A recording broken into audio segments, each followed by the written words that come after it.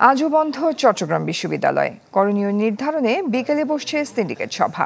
এ বিষয়ে নিয়ে আরও বিস্তারিত খবরাখবর জানাতে সেখান থেকে আমাদের সব শেষ খবরাখবর জানাবেন সহকর্মী ইবেন মির, যুক্ত হচ্ছে তার সাথে। ইবেন, সব শেষ পরিস্থিতি জানাবেন চট্টগ্রাম বিশ্ববিদ্যালয়ে।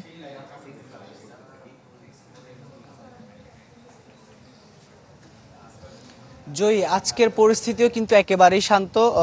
কোনো ধরনের আসলে যে বিশৃঙ্খলা কোনো কিছুই নেই। দুই পক্ষই শান্ত আছে। পুরো পরিবেশে আইন শৃঙ্খলা বাহিনীর উপস্থিতিও আমরা দেখছি, র্যাব টহল দিচ্ছে।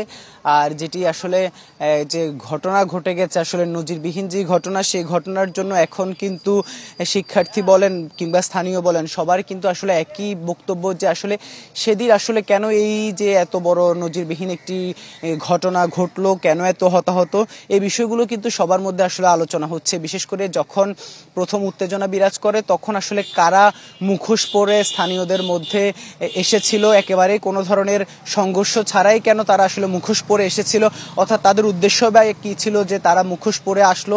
তারপর কেন তারা আসলে দুই পক্ষের যে ইটপাটকেল ছোড়াছুরির মধ্যে কেন রামদা এবং দা হাতে শিক্ষার্থীদের কোপানো হলো, সেই কোপানোর প্রেক্ষিতে কিন্তু বিকেলের পর তিনটার পর এক পর্যায়ে শিক্ষার্থীদের মধ্যে কারা আসলে বহিরাগতরা আসলো, এসে এই যে রামদা নিয়ে তারাও ভিতরে প্রবেশ করলো।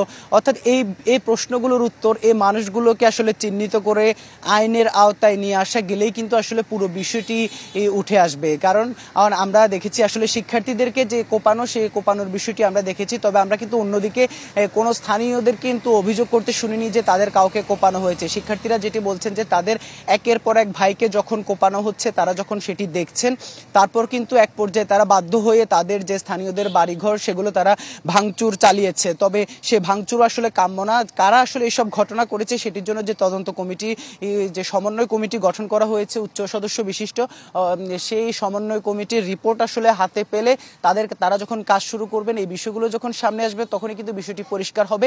কারণ এভাবে কোপানোর বিষয়টি, এই সংঘর্ষ আসলে কোনোভাবেই স্বাভাবিকভাবে নেয়ার মতো বিষয় না। এটি কিন্তু দুই পক্ষই বলছে। জয়ী। ইবেন, ধন্যবাদ আপনাকে। দর্শক, চট্টগ্রাম বিশ্ববিদ্যালয়ের সব শেষ পরিস্থিতি জানছিলাম সহকর্মী ইবেন মিরের কাছে।